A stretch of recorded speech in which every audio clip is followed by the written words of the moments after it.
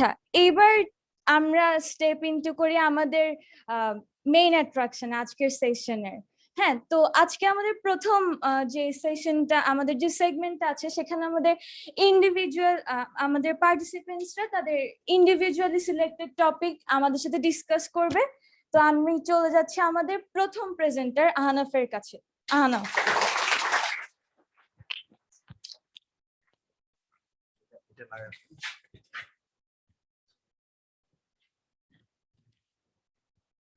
Marker কোনটা better?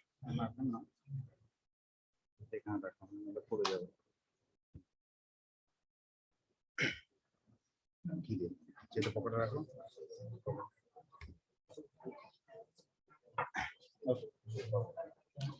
তো সবাইকে আসসালামু আলাইকুম। আমি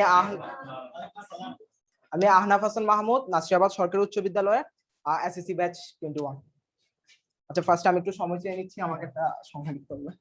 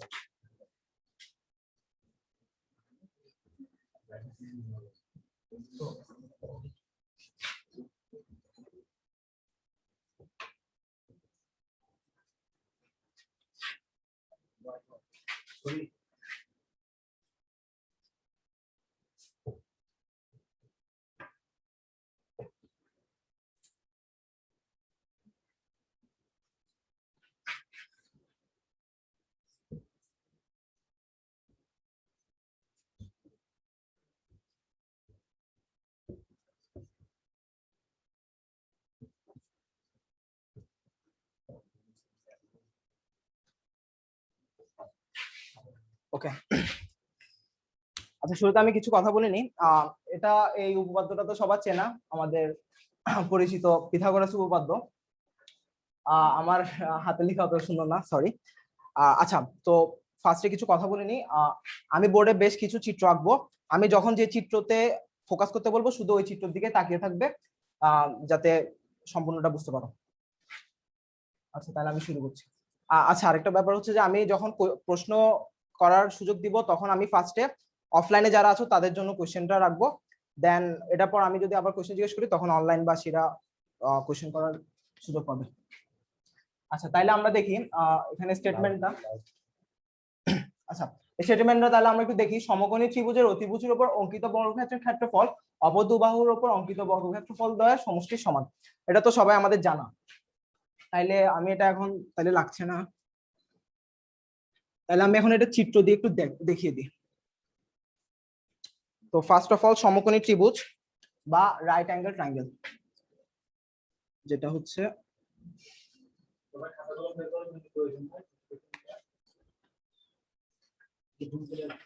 আর একটা ব্যাপার হচ্ছে আমার চিত্র হয়তো অ্যাপ্রোপ্রিয়েট হবে না, তো তোমরা একটু কষ্ট করে বুঝে নিও। আচ্ছা, তাহলে এটা একটা রাইট অ্যাঙ্গেল ট্রায়াঙ্গেল বা সমকোণ, এটা তাহলে একটা রাইট অ্যাঙ্গেল ট্রায়াঙ্গেল বা সমকোণী ত্রিভুজ, যেটার আমি বাহু দিলাম এ বি সি। আচ্ছা, ত্রিভুজের বাহুগুলো চিহ্নিত করার একটা উপায় আছে, সেটা হচ্ছে এটা অ্যাঙ্গেল এ, তাহলে এই অ্যাঙ্গেলের অপোজিট বাহুটা হবে স্মল লেটারের এ, বি এরটা হবে স্মল লেটারের বি, মানে অপোজিট যে সাইডটা, আর সি অ্যাঙ্গেলের জন্য হবে এটা অপোজিট সাইড হবে স্মল লেটারের সি। তাইলে আমরা এখন আমাদের ত্রিভুজের অতিভুজ উপর অঙ্কিত বর্গক্ষেত্র। এখন অতিভুজ মানে কি? হাইপোটেনাস। হাইপোটেনাস হচ্ছে এখানে এসি, তাহলে এসির উপর একটা বর্গক্ষেত্র আঁকতে হবে। তাহলে ব্যাপারটা কিছুটা এরকম।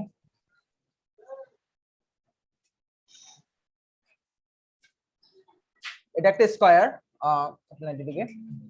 দেন বলছে এই অতিভুজের উপর অঙ্কিত বর্গক্ষেত্রের ক্ষেত্রফল। তাইলে দেখো এটা এই স্কয়ারটার একটা সাইড লাইন কি বি, তার মানে এটার এরিয়া কত হবে বি স্কয়ার। ওকে, তাহলে আমরা লিখে রাখলাম বি স্কয়ার। সেম ভাবে তাইলে আমাকে বলছে অপর দুই বাহুর উপর অঙ্কিত বর্গক্ষেত্রের ক্ষেত্রফল। তাইলে বিসি এর উপর আমি একটা স্কয়ার আঁকবো সিমিলারলি, এন্ড এসি এর উপর একটা স্কয়ার আঁকবো।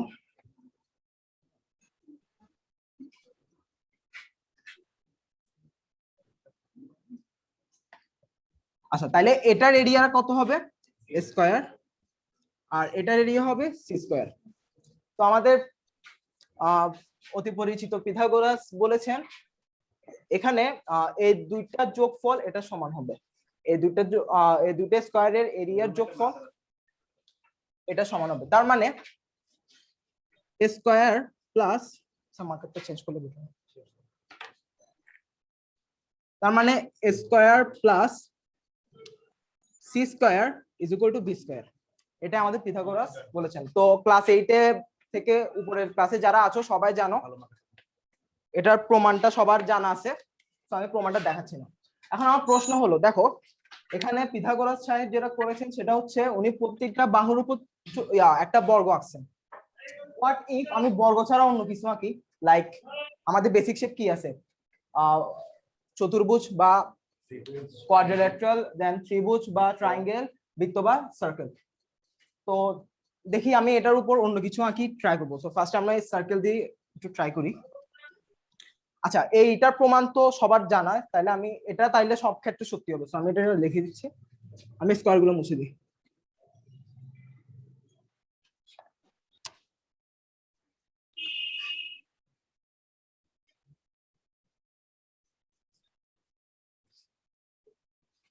ওকে, সো এখন আমি কি করব, সার্কেল আঁকবো। এখন সার্কেলটা কেমনে আঁকবো, দেখো আমি এবি কে ব্যাস ধরবো, ব্যাস বা ডায়ামিটার ধরবো, এবং তাহলে সার্কেলটা হবে কিছুটা এরকম।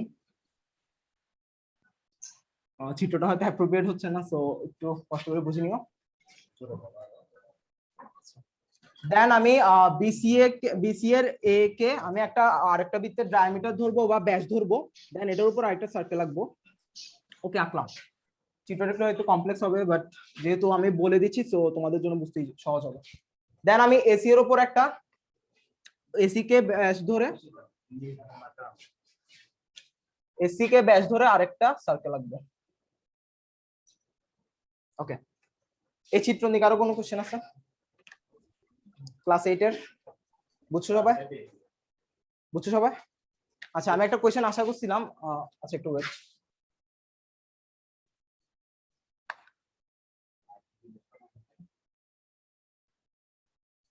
আচ্ছা, একটা জিনিস দেখো, এখানে তিনটা বৃত্ত একটা সেম পয়েন্ট দিয়ে কিন্তু যাচ্ছে। ব্যাপারটা যদি আরেকটু বুঝিয়ে দিই, দেখো এখানে আমি যখন এ বি কে ব্যাস ধরে একটা বৃত্ত আঁকছিলাম তখন এটা র্যান্ডমলি ছিল, কোনো ওরা শুধু এ আর বি বিন্দু দিয়ে গেছে, হ্যাঁ। আর বিসি কে দিয়ে যখন একটা বৃত্ত আঁকছিলাম, এটা হয়তো অ্যাপ্রোপ্রিয়েট চিত্র না, বাট তোমরা যখন কম্পাস দিয়ে আঁকবা দেখবে এরকমই হবে। বিসি কে ব্যাস ধরে যখন একটা বৃত্ত আঁকছিলাম তখন সেটা বিসি বরাবর বি আর সি বিন্দু দিয়ে গেছে, কিন্তু যখন আমি এসি কে নিয়ে একটা বৃত্ত আঁকছি তখন সেটা এ বিন্দু দিয়েও গেছে, বি বিন্দু দিয়েও গেছে, সি বিন্দু দিয়েও গেছে। ঠিক আছে, এটা কিন্তু আমার আঁকার ভুল না, এটা এরকমই হবে। তো এটা কেন হয়েছে, এটাকে একটু, এটা 9 10 যারা আছো তোমরা জানো, যেহেতু এটা 90 ডিগ্রি বৃত্তস্থ কোণ, এটা তো জানার কথা, কিন্তু যারা ক্লাস 8 আছো তো তারা হয়তো জানো না। তো তাদের জন্য আমি এটা একটু দেখিয়ে দিই, হ্যাঁ। ওকে, এটা মুছে দিব।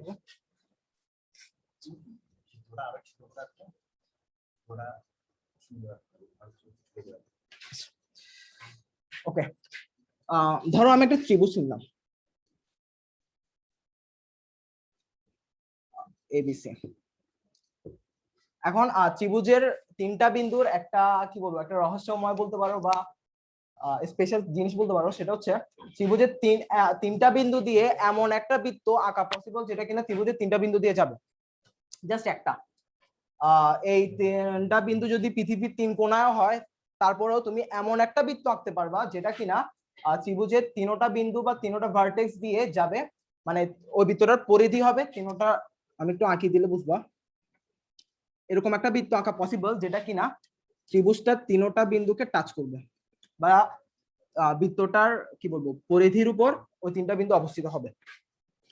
এটার প্রমাণ আমি দেখাতে পারছি না, কারণ এটা একটা সত্য কথা। সো ভাইয়া যেহেতু বলতেছি, তোমরা একটু বিশ্বাস করে নাও এটা। আচ্ছা, এখন দেখো এই তিনটা বিন্দু দিয়ে কিন্তু একটাই বৃত্ত আঁকা পসিবল, তাই এই বৃত্তটাকে একটা স্পেশাল নাম দেওয়া হয়, নাম দেওয়া হয় পরিবৃত্ত, বা ইংলিশে বলা হয় সার্কামসার্কেল। তাইলে তার মানে পৃথিবীতে যত ত্রিভুজই আছে না কেন, সবগুলো ত্রিভুজের একটা পরিবৃত্ত থাকবে, মাস থাকবে। পরিবৃত্ত আকার সিস্টেম আছে, তো এটা তোমরা বড় হলে জানবা, আমি ওটা দেখাচ্ছি না। আচ্ছা, তাইলে আমরা আরেকটু যাই।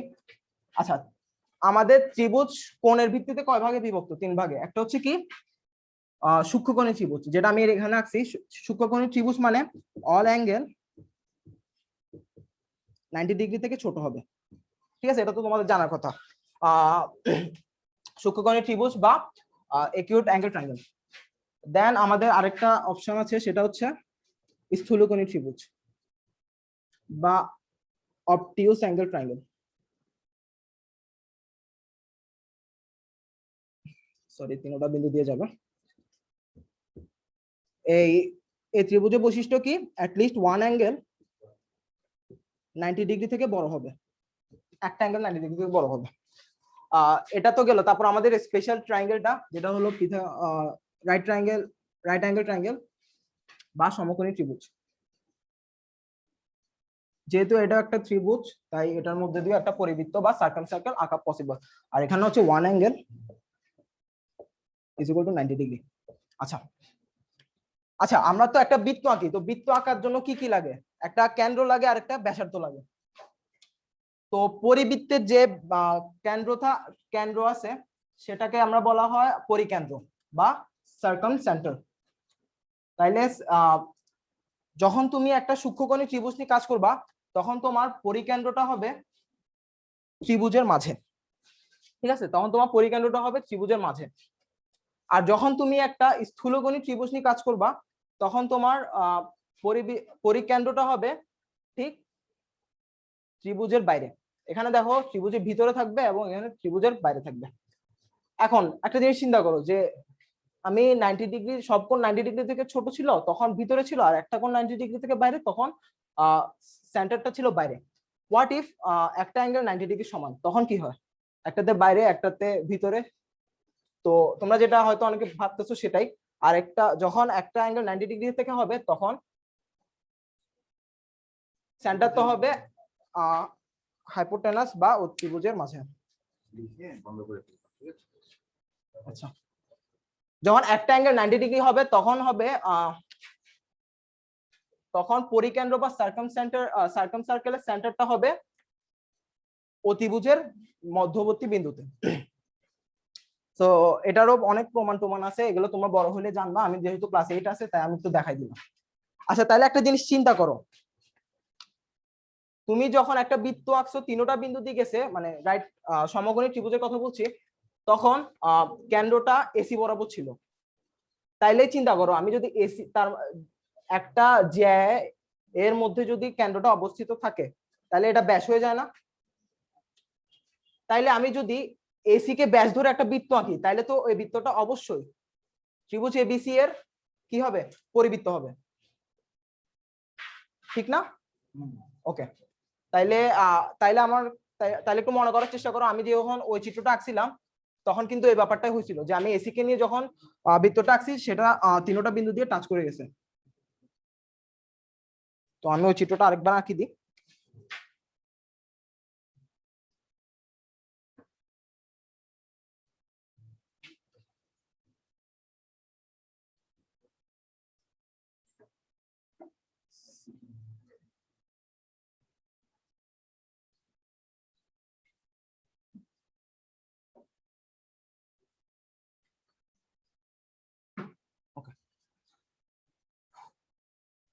আচ্ছা, তাহলে আমাদের পিথাগোরাসের উপপাদ্যতে আমরা কিন্তু মেইনলি এরিয়া নিয়ে কাজ করছিলাম বা ক্ষেত্রফল নিয়ে কাজ করছিলাম, তাহলে আমরা এখানেও ক্ষেত্রফল নিয়ে কাজ করব। এখন দেখো এই বৃত্তটার ক্ষেত্রফল কি হবে, এই যে এই বৃত্তটা যেটা কিনা একটা সাইড লাইন হচ্ছে সি, মানে তাহলে দেখো আমরা কি জানি পাই আর স্কয়ার, হ্যাঁ, কিন্তু এখানে সিটা আমরা কি নিছি ব্যাস, তাইলে আর ইজ ইকুয়াল টু কি হবে c/2 না? ওকে, তাহলে c/2 হোল স্কয়ার বা বলতে পারি π/4 সি স্কয়ার। আচ্ছা, তাহলে আমরা যেহেতু একটার জন্য দেখাই ফেলছি, তাহলে এটার পরিমাণটা কি হবে π/4 a স্কয়ার না, আর এটার পরিমাণটা কি হবে π/4 b স্কয়ার। ওকে, আচ্ছা, তাহলে আমরা কিছুক্ষণ আগে পিথাগোরাসের উপপাদ্যটা যেটা দেখছিলাম সেটা ছিল a square plus C square is equal to B square, ঠিক আছে? তো এখন আমি যদি উভয় পাশে π/4 দিয়ে গুণ করি, তাইলে আসবে ব্যাপারটা π/4 a square plus π/4 C square is equal to π/4 B square. আর তোমরা হয়তো বলছো ভাইয়া আপনি এত কষ্ট করলেন কেন, এটা দিয়ে আসলে কি হইলো? তাহলে আমরা কিছুক্ষণ আগে দেখছিলাম যে এবি বাহুটার উপর অঙ্কিত বর্গক্ষেত্রের ক্ষেত্রফল এবং এসি বা বিসি এর উপর অঙ্কিত বর্গক্ষেত্রের ক্ষেত্রফলের সমষ্টি সমান হচ্ছে কি অতিভুজের উপর অঙ্কিত বর্গক্ষেত্রটার ক্ষেত্রফল। আর এখানে কিন্তু আমরা দেখতে পাচ্ছি কি, দেখো এখানে এই অংশটা হচ্ছে এটার ক্ষেত্রফল, এই অংশটা হচ্ছে এটার ক্ষেত্রফল, এবং এটা হচ্ছে বড় ত্রিভুজটার বড় বৃত্তটার ক্ষেত্রফল।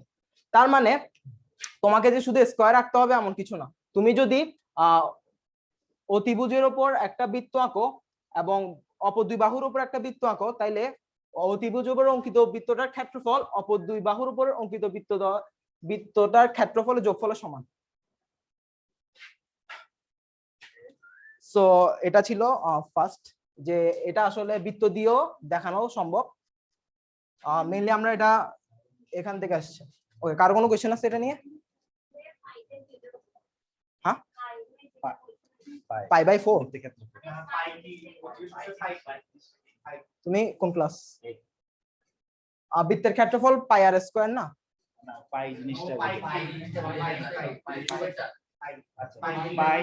আচ্ছা, পাই হচ্ছে, আমি তোমাকে একটু বলে দিই, পাই হচ্ছে একটা অনুপাত। এই অনুপাতটা কি, তুমি যদি একটা বৃত্তের ব্যাস নাও, হ্যাঁ, ব্যাস মানে কি যেটার উপর দিয়ে সেন্টার থাকবে, তুমি যদি একটা বৃত্তের ব্যাস নাও এবং ব্যাসকে যদি তুমি পরিধি দিয়ে ভাগ করো, মানে পরিধি আর ব্যাসের যে অনুপাতটা সেটা সব সময় একটা রেশিও হয় বা একটা ধ্রুব নাম্বার হয়, যেটার মান হচ্ছে প্রায় 3.1416 এরকম করে চলতে থাকে, এটা কখনো শেষ হয় না। তো ওইটাকে আমরা চিহ্নিত করি পাই দিয়ে।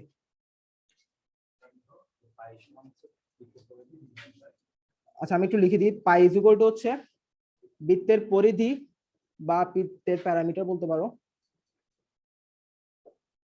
ডিভাইড বাই বৃত্তের ব্যাস বা বৃত্তের ডায়ামিটার, ঠিক আছে? আমি একটু কথা বলি এখানে, আমি একটু এটা একটু বলে দিই ক্লিয়ার করে, কেমন? তো বৃত্তের পাইটা হচ্ছে তুমি যে কোনো বৃত্ত আঁকো, যে কোনো একটা বৃত্ত নিবা, নিয়ে ওই বৃত্তটার পরিধি নাও। পরিধি হচ্ছে কোনটা, এই যে বক্রপথটা, হ্যাঁ, ওটা একটা দৈর্ঘ্য আছে, ওই দৈর্ঘ্যটাকে ব্যাস দিয়ে ভাগ করো। তো যতবারই তোমার ফ্রেন্ড যদি 4 জন হয়, 4 জন যদি 4টা বৃত্ত নাও এবং ওই বৃত্তকে তার ব্যাস বৃত্তের পরিধিকে যদি ব্যাস দিয়ে ভাগ করো, 4 জন 4 রকম কিন্তু ভাগ করলে সবার অনুপাত কিন্তু এক হয়ে আসবে। সেটা হবে কত, 3.1416 এরকম করে একটা অবশ্যই একটা নাম্বার আছে। তো এটাকে আমরা ম্যাথমেটিশিয়ানরা এটা কারা কি দিয়ে প্রকাশ করে, পাই দিয়ে, পাই চিহ্নটা দিয়ে, এই নাম্বারটাকে এটার মান, ঠিক আছে, এটাকে পাই দ্বারা প্রকাশ করে। That's it. তাহলে পাই এটা একটু ওদের তো কোশ্চেন থাকতে পারে হচ্ছে ধরে না থাকে এটা একটা ছোট করে একটা বৃত্ত একটা এক্সাম্পল সাবজেক্ট আছে। হ্যাঁ, দেখা যায়, আমি বললাম যে তোমরা 4 জন যদি 4টা বৃত্ত আঁকো, ধরো কেউ একজন আঁকছে এত বড় একটা বৃত্ত, কেউ আঁকছে এত, কারো মন ছোট এখানে এতটুকু আছে, হতে পারে, ঠিক আছে? তো এখন এক একটার এক এক রকম ব্যাস না, ব্যাস কেমন, এক একটার এক এক রকম ব্যাস, ঠিক আছে? আর পরিধির দৈর্ঘ্য হচ্ছে কোনটা, এই পুরোটা হচ্ছে পরিধির দৈর্ঘ্য, কেমন? তো প্রত্যেকটারই তুমি কি করো, পরিধির দৈর্ঘ্য বের করার একটা ওয়ে আছে। আমরা ধরলাম কোনোভাবে যে পরিধির দৈর্ঘ্য কিভাবে বের করবো, আমরা একটা ওয়ে দেখাই। ধরো আমরা তার আছে না, তার চিকন তার, তো চার দিয়ে একটা সার্কেল করো, করে এটা কেটে ফেললে, সোজা করে ফেললে এটা কি যাবে, দৈর্ঘ্য হয়ে যাবে না? তো ওইটাই হচ্ছে পরিধি, কেমন? ধরো তুমি কল্পনায় ঘুমের মধ্যে বা যে কোনো ভাবে এটা কেটে ফেলছো, কেটে এটা কি করে ফেলছো, সোজা করে ফেলছো। তাহলে এই দৈর্ঘ্যটা হবে কি, বৃত্তের পরিধি। তো এই পরিধিটাকে তুমি ব্যাস দিয়ে যদি ভাগ করো, সবসময় কি আসবে, একটা কনস্ট্যান্ট নাম্বার আসবে, সেটা হচ্ছে 3.14159 এরকম করে আসে। এটা অনেকগুলো মান। এই কনস্ট্যান্ট নাম্বারটাকে আমরা কি নাম করছি, চিহ্নিত করছি পাই দ্বারা। ঠিক আছে। আচ্ছা, বৃত্ত নিয়ে আরো কোশ্চেন আছে? আচ্ছা, তাহলে আমরা একটু আগাই। আচ্ছা, তাহলে আমরা তিনটা বেসিক শেপের কথা বলছিলাম। তো আমরা দেখলাম যে বর্গ দিয়ে পিথাগোরাস তো নিজে প্রমাণ করে গেছেন, তো আমরা এখন বৃত্ত দিয়েও আসলে পসিবল। এখন দেখি ট্রায়াঙ্গেল দিয়ে পসিবল নাকি, বা ত্রিভুজ দিয়ে কি পসিবল নাকি কোনোভাবে।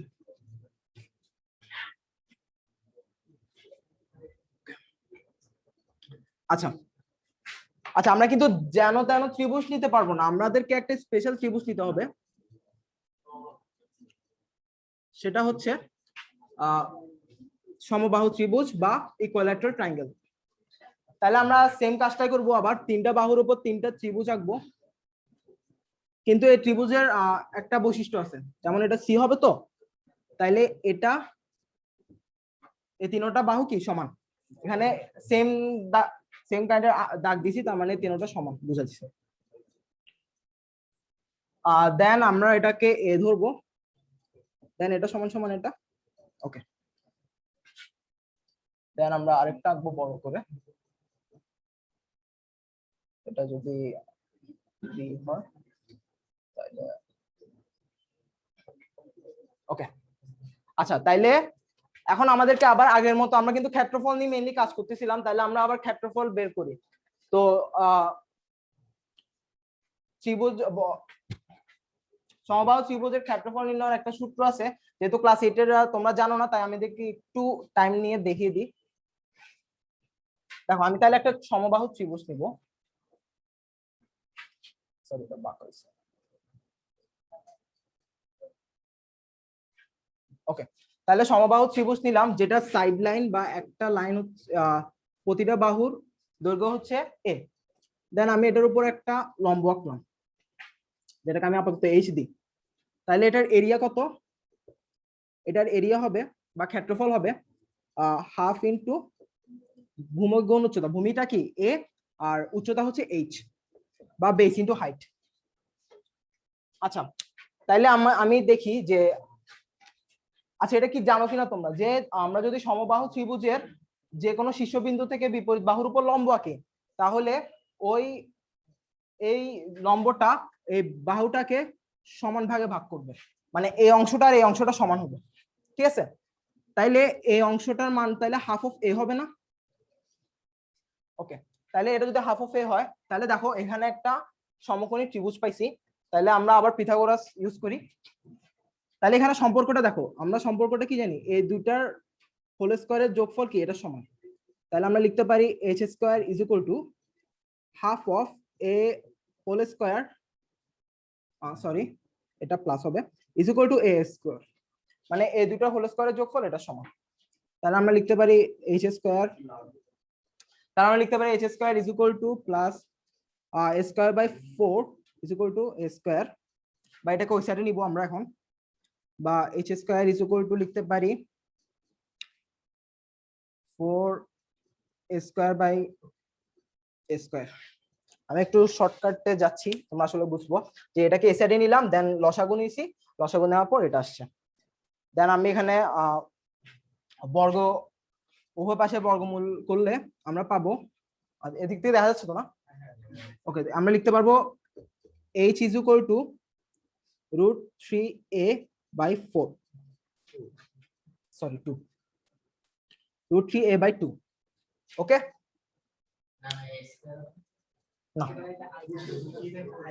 তাহলে আমরা এখন দেখো এই h এর মানটা যদি আমি এখানে বসাই দিই, তাহলে এরিয়াটা আমরা আসলে পুরাটা a এর মান দিয়ে পেয়ে যাচ্ছি।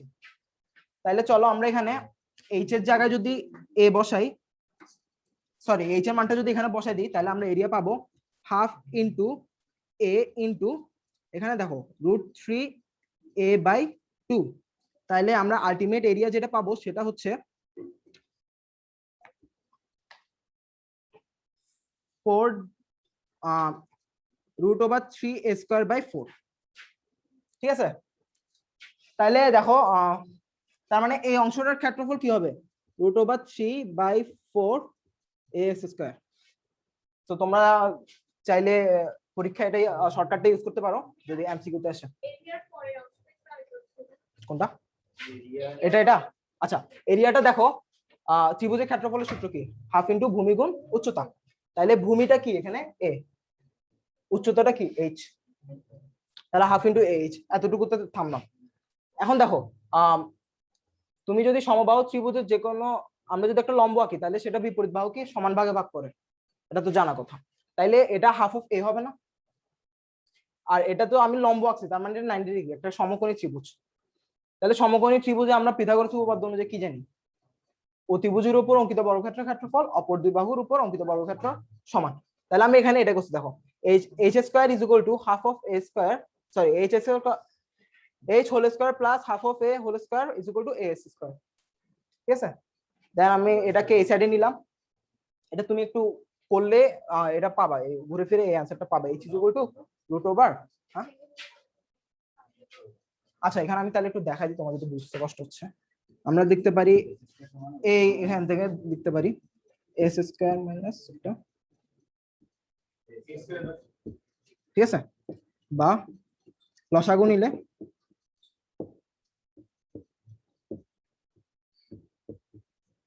ঠিক আছে। এখন দেখো উভয় পাশে যদি বর্গ, এখানে কি থাকে 3a স্কয়ার,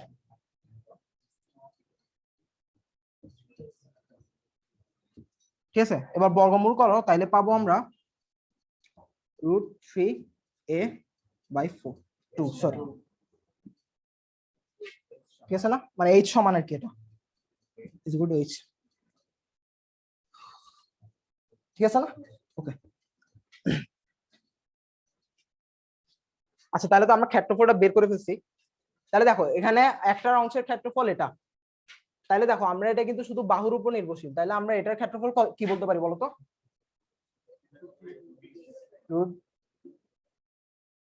একটা বাহুর মান কত? b, তাহলে b স্কয়ার। তাহলে এটার ক্ষেত্রফল কত হবে? ঠিক আছে, তো আমরা আবার দেখো, আমরা যদি পিথাগোরাসের উপপাদ্যটা আবার লিখি তাহলে আমরা পাচ্ছি a square plus c square is equal two b square. আবার আমরা কি করব? √3/4 গুণ করব।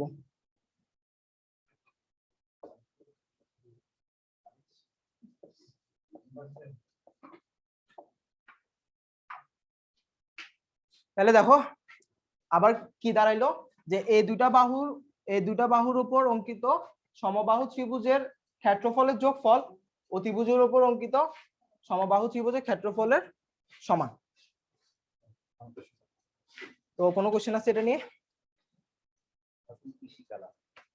আচ্ছা, তো আমি এখন দেখো এটা আসলে এত কথা বলার কারণ কি, যে আমরা তো শুধু পিথাগোরাসের উপপাদ্য বাহুর উপর শুধু কি সমকোণ, হ্যাঁ বল,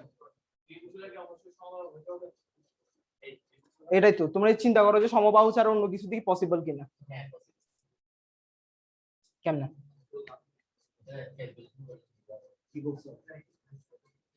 দেখো আমি একটা এক্সাম্পল দিই, সমবাহু ছাড়া আর কি আছে? সমদ্বিবাহু আছে। তাহলে একটা সমদ্বিবাহু দিয়ে চিন্তা করো, যে ধরো একটা সমকোণী ত্রিভুজ আঁকলা।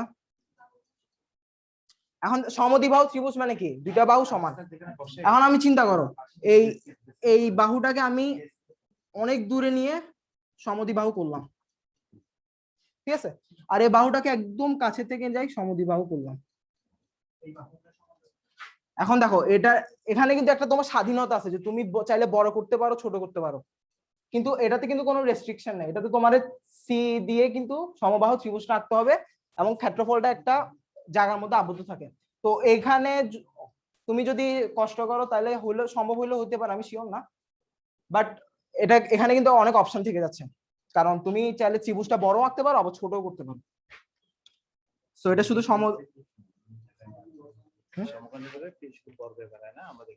তাইলে আমরা এখন কি বুঝলাম, যে আমাদেরকে বই অনুযায়ী আমরা শুধু কি ভাবতাম যে বর্গ আঁকলেই শুধু সমান হবে।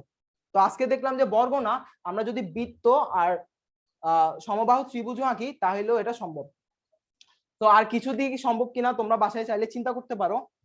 তো আমার ক্লাসটা এখানে প্রায় শেষ। আমি আচ্ছা তো এতক্ষণ যেহেতু একটু ইয়া করছি, আমি একটা প্রবলেম দিয়ে দিই, তোমরা এটা বাসায় গিয়ে ট্রাই করবে, একদম ইজি প্রবলেম দেবো।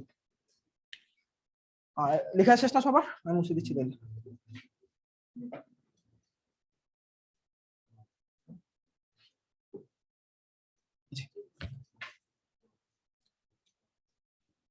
ওকে, তাহলে আমি একটা প্রবলেম দিচ্ছি, দেখো আমি এবি এর উপর একটা অর্ধবৃত্ত বা হাফ সার্কেল রাখলাম, বিসি এর উপর একটা অর্ধবৃত্ত বা হাফ সার্কেল রাখলাম। অর্ধবৃত্ত তো সবাই জানো না কি?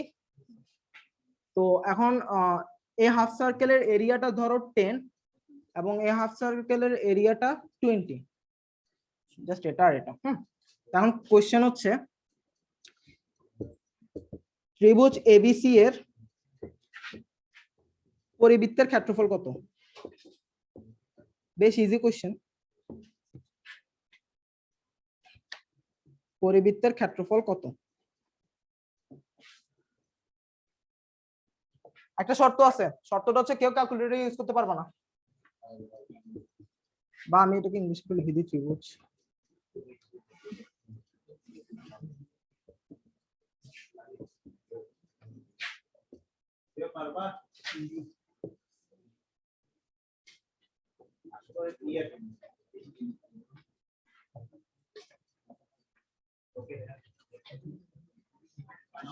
জি ওকে, এটা তোমরা ট্রাই করিও। আর কেউ যদি বেশি প্রবলেম হয় ভাইয়াকে পার্সোনালি নক করতে পারবা, সমস্যা নেই, ভাইয়া গ্রুপে থাকি। তো আজকে এতটুকুই, ধন্যবাদ ক্লাসটা মনোযোগ দিয়ে করার জন্য।